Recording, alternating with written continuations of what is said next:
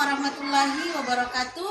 Berjumpa kembali dengan saya Marni Matoy SPD, calon guru penggerak angkatan 9 bertempat di SD 4 Wonosari, Kabupaten Bualemo, Provinsi Gorontalo. Hari ini saya tidak sendiri, saya ditemani oleh Ibu Yuliana SPD. Beliau adalah selaku guru di SD 4 Wonosari yang bertugas di kelas 1. Assalamualaikum warahmatullahi wabarakatuh, Ibu Yuliana. Waalaikumsalam warahmatullahi wabarakatuh. Bagaimana kabarnya hari ini, Bu? Alhamdulillah, kabarnya hari ini sangat baik. Ya, alhamdulillah. Hari ini kita adakan percakapan pra-observasi yang akan nantinya dalam proses pembelajaran nanti yang akan saya observasi Ibu di dalam kelas nanti.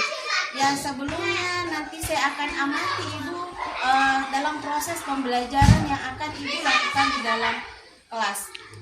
Selanjutnya, adapun tujuan dari kegiatan kita hari ini adalah melakukan supervisi untuk mengetahui dan mengevaluasi jalannya proses pembelajaran yang Ibu lakukan dan kenapa ini saya lakukan dalam percakapan pra-observasi yang nantinya akan Ibu jalani selama dalam proses pembelajaran yang ada di kelas. Sehingga sebelum Ibu Yuliana nantinya akan mengajar di dalam kelas, maka dengan cara observasi ini, pra-observasi ini, Ibu akan lebih siap dan Ibu akan percaya diri sehingga Ibu lebih mantap dalam melaksanakan pembelajaran yang ada di dalam kelas.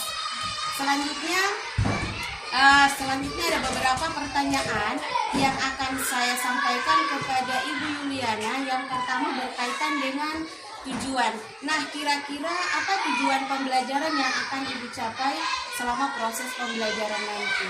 Ya, adapun tujuan pembelajaran pada proses pembelajaran saya kali ini yang pertama yaitu peserta didik dapat mengukur berat benda. Kemudian peserta didik dapat membedakan benda yang berat dan mana benda yang ringan. Kemudian yang ketiga, peserta didik dapat membandingkan berat benda dengan menggunakan alat ukur. Jadi itu merupakan tujuan yang akan Ibu capai dalam proses pembelajaran. Ada 3 tujuan, Bu, yang akan Ibu capai. Kemudian selanjutnya pertanyaan saya, area pengembangan apa yang akan Ibu capai atau yang Ibu inginkan yang dapat Ibu lakukan dalam proses observasi nanti? Ya, ada 2, yaitu dari segi pengetahuan dan keterampilan. Di pengetahuan itu yang saya harapkan anak-anak dapat membandingkan berat benda mana yang ringan dan yang berat sesuai dengan pengamatan mereka yang ada di dalam kelas.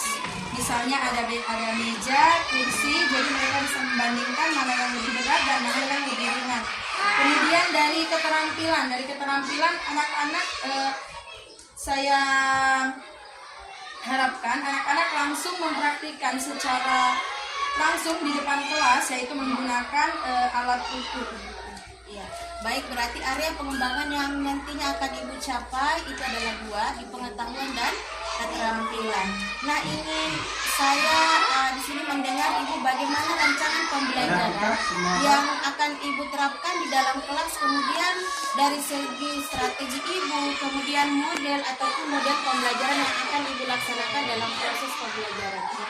Baik, untuk strategi yang saya gunakan yaitu adalah pembelajaran berdiferensiasi berdasarkan kesiapan belajar siswa yang diintegrasikan dengan pembelajaran sosial dan emosional. Kemudian saya akan melakukan pembagian kelompok sesuai dengan kemampuan, keterampilan, dan tingkat keaktifan siswa itu sendiri. Kemudian untuk model saya menggunakan cooperative learning, di mana siswa itu dibagi menjadi beberapa kelompok. Baik, berarti Ibu jadi rencana yang akan Ibu terapkan di dalam kelas itu menggunakan strategi pembelajaran yang berdiferensiasi yang diintegrasikan dalam dalam emosional, kemudian dalam pembelajaran sosial dan emosional.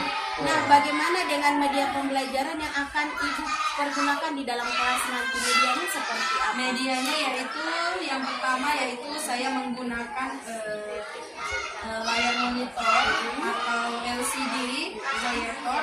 Kemudian yang kedua saya menggunakan juga saya menggunakan laptop, kemudian saya membagikan nilai KPD kepada anak-anak, dan saya menggunakan alat ukur yang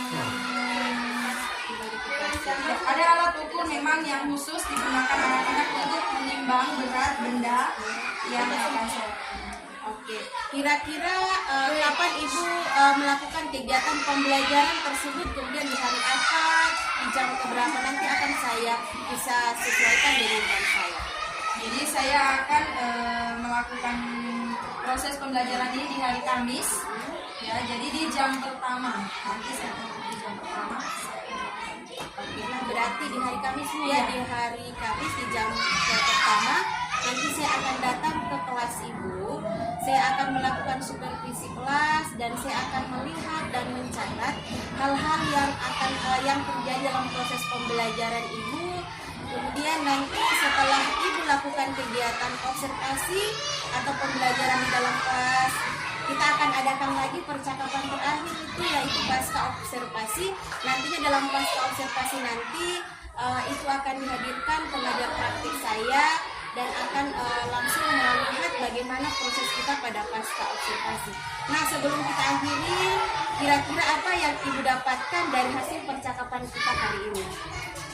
Yang saya dapatkan yaitu tentunya saya memiliki kesiapan untuk menyiapkan media-media ataupun alat-alat yang akan saya gunakan nanti ketika pembelajaran. Kemudian langkah-langkah pembelajaran saya bisa menyusunnya lebih awal.